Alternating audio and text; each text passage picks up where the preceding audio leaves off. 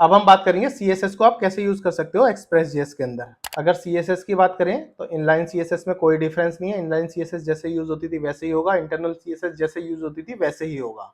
मैं उस CSS की बात कर रहा हूँ जो CSS पब्लिक फोल्डर के अंदर लिखी जाती है। स्टैटिक फाइल्स जो पब्लिक फोल्डर के अंदर होती हैं, जैसे CSS होगी, जावास्क्रिप्ट होगी, इमेजेस हो गई, वैसी स्टैटिक फाइल्स को आप कैसे हैंडल कर सकते हैं एक्सप्रेस.js के अंदर with the help of middleware, वो मैं आज आपको बताऊंगा।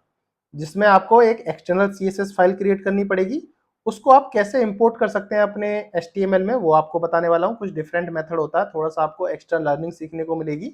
और ये सारी चीज फाइल आप कैसे सेंड कर सकते हैं रिस्पॉन्स के थ्रू, जो आप एक HTML को अपने ब्राउजर पे, वेब ब्राउजर मतलब क्लाइंट पे देख सकते हैं। मतलब कि आप सर्वर के साथ उसको कैसे डील करें जो क्लाइंट पे आपको वो CSS डिस्प्ले कर पाए, उस तरीके के हम सीखने वाले हैं। तो स्टैटिक फाइल को मैनेज करने से आपको क्या बेनिफिट मिलने वाला है, आप एक रियल वर्ल्ड एप्लीकेशन बना सकते हैं, लाइक क्लीन लेआउट बना सकते हैं, कलर्स देना हो, फॉन्ट देना हो, या फिर स्पेशली ये सारी चीजें आप इजीली अप्लाई कर सकते हो अपने पेजेस में। तो आज का स्पेसिफिक लेक्चर आपको CSS का है होने वाला है। जावास्क्रिप्ट और इमेज आप खुद ट्राई करना है एक बार, आप ट्राई कर पाते हो कि नहीं ट्राई कर पाते हो। अगर नहीं कर पाते हो तो मुझे कमेंट बॉक्स में आप लिख सकते हैं, मैं आपको उसके लिए एक स्पेसिफिक लेक्चर बना दूंगा। बेसिकली आज हम CSS से डील करने वाले हैं। प्रोसेस एकदम सिमिलर है CSS का भी, जावास्क्रिप्ट का भी, इमेजेस का भी, अगर वो पब्लिक फोल्डर के अंदर लिखे हुए हैं तो।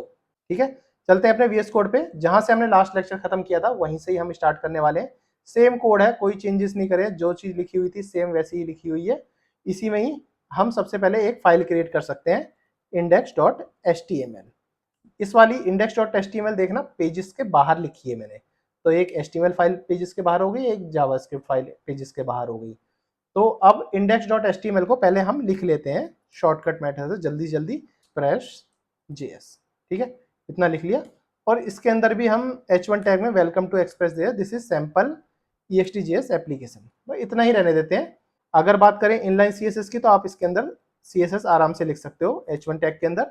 अगर बात रही इंटरनल CSS की, तो आप इसमें स्टाइल लिखते हो, स्टाइल के अंदर आप इसके अंदर लिख सकते हो CSS।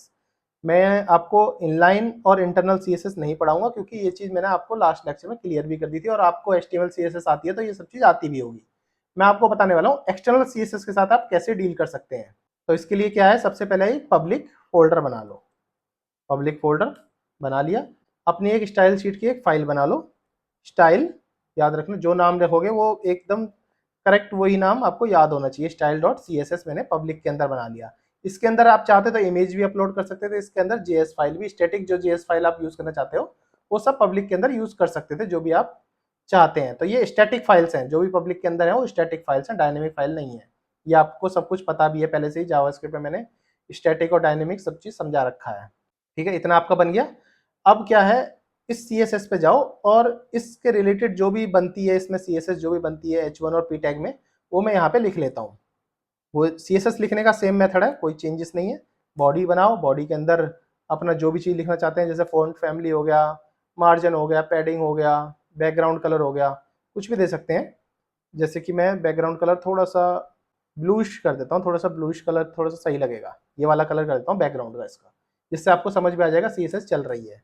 अब इसमें मैंने दो चीज़ यूज करी है, एक H1 करा है, H1 को मैं सीधा सिर्फ कलर दे देता हूँ। कलर भी इसको छोड़ो, इसको कलर वाइट ही रख देते हैं, क्योंकि हम बैकग्राउंड थोड़ा डार्क लग लेते हैं। और तो ये हमने ले लिया डार्क, ये ले लिया पूरा डार्क। ठीक है, ये डार्क ले लिया, और यहाँ से H1 कलर हमने वाइट ले लिया। और एक P टैग जो हम यूज़ कर रहे हैं, एक P टैग के अंदर भी मैं कलर ले लेता हूँ वाइट, और इसके अंदर फॉन्ट साइज थोड़ा सा बढ़ा देते हैं कि 18 पिक्सल ले लेते हैं। ठीक है, इतना CSS मैंने लगा दी। और आप कहोगे अब नहीं CSS लगाई तो CSS जो स्टाइल लगाई है वो इसको यहाँ लिंक भी तो करना पड़ेगा, तो लिंक कर लेते हैं। सीधा क्या करते हैं, लिंक लिखते हैं, और इस तरह से। अब क्या है, पब्लिक के अंदर है स्टाइल, तो पहले लिखो पब्लिक, पब्लिक, और पब्लिक के बाद style.css। इस तरीके से हम अपनी स्टाइल को हमने लिंक कर लिया अपने index.html में। इस तरह से आप लिंक कर लिया, तो आप कहोगे इसमें कौन सी बड़ी बात थी, आपने लिंक भी कर लिया, स्टाइल भी यहाँ यूज कर ली, तो ये इजीली चल भी जाएगा। तो आप यहाँ जाओ, तो आपको जैसे ये होम पेज हमारा, ये वाला होम पेज है, इसको हटा के मैं अपना होम पेज कर देता हूँ index.html। तो यहाँ पे लिख देता हूँ मैं index.html, इतना लिख देते हैं बस। ठीक है, इतना लिख दिया। अब इसको चला के और देख लेते हैं कैसा दिख रहा है हमारा होम पेज। पहले क्या था, welcome to the home page, this is the main content. Welcome to the express JS आ गया, this is simple express JS application. ये तो सब चल गया, होम पेज तो आपको मिल गया, बट हमारी सीएसएस कहाँ रही? सीएसएस तो हमें मिली नहीं। तो इसको हम वापस से लोड करते हैं। देखो सीएसएस में आया है 404 एरर, 404 नॉट फाउंड। तो देखो सीएसएस का यूआरएल भी एकदम परफेक्ट है, पब्लिक, पब्लिक के अंदर style dot C S S, local host 3000, फिर भी 404 नॉट फाउंड, क्योंकि हमें जो हमारा जो सीएसएस आती है ना, वो सर्वर साइड से आ रही है क्लाइंट साइड पे। तो हमें वो सीएसएस को मैनेज करना पड़ेगा, जो भी स्टैटिक फाइल्स होती हैं उसको हमें खुद से मैनेज करना पड़ेगा, जब भी सीएसएस यहाँ इंप्लीमेंट हो सकती है। तो मैनेज करने के लिए कैसे है? मैनेज हमारा मिडलवेयर के थ्रू ही होगा। उसको आप किस तरह से मिडलवेयर के थ्रू मैनेज कर सकते हैं? पहले लिखो app dot use. App dot use के अंदर आपको सिंपल लिखना है एक्सप्रेस डॉट स्टैटिक। उसको बताना है कि हमारे इस एक्सप्रेस में एक स्टैटिक्स फाइल्स भी हैं जो पब्लिक के अंदर हैं, तो उसको मैनेज करना है हमें। तो इस तरह से उसको एक लाइन लिखनी है बस आपको, ये ऐप डॉट यूज, एक्सप्रेस के अंदर हमारी स्टैटिक फाइल है पब्लिक। अब हमारा पब्लिक फोल्डर इसने उठा लिया, अब हमारा पब्लिक फोल्डर उठा लिया।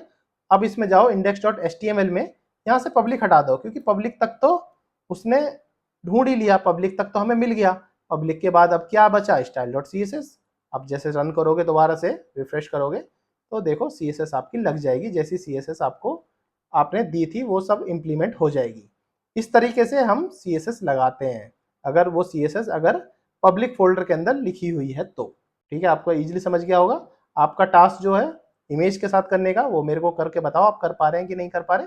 जैसे आने वाले लेक्चर में हम बहुत सारे प्रोजेक्ट बनाएंगे, उसमें इमेजेस भी सीखने वाले हैं, पब्लिक फोल्डर के अंदर जावास्क्रिप्ट होती है वो भी सीखने वाले हैं, वो सब कैसे यूज होता है हम अच्छी तरह से सीखेंगे।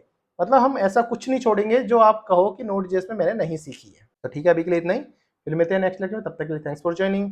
अगर मेरी वीडियो इन्फॉर्मेटिव लग रही हो तो अपने दोस्तों के साथ शेयर करें, मेरे चैनल को सब्सक्राइब किए बिना ना जाएं दोस्तों। आपके एक सब्सक्राइब से मुझे बहुत ज़्यादा मोटिवेशन मिलता है। Thanks for joining.